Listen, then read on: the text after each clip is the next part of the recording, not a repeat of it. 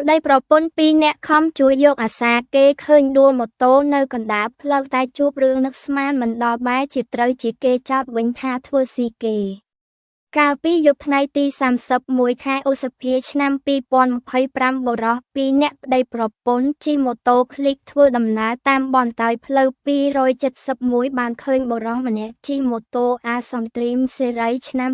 2014ពាក់ស្លាកលេខ 1AG7156 បានដួលម៉ូតូនៅកណ្ដាលផ្លូវ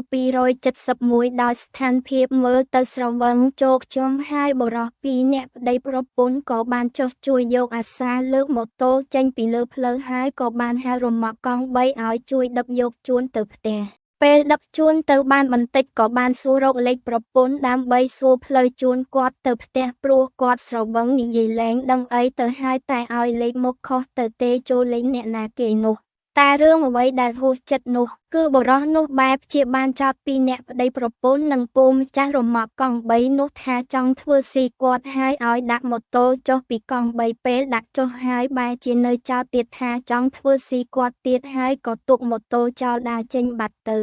ហើយបុរសពីរនាក់ប្តីប្រពន្ធនិងពូម្ចាស់រ៉ឺម៉កកង់3ក៏សម្រេចរាយការណ៍ប្រាប់សមត្ថកិច្ចដឹកម៉ូតូយកទៅរក្សាទុករងចាំម្ចាស់មកយកម៉ូតូទៅវិញ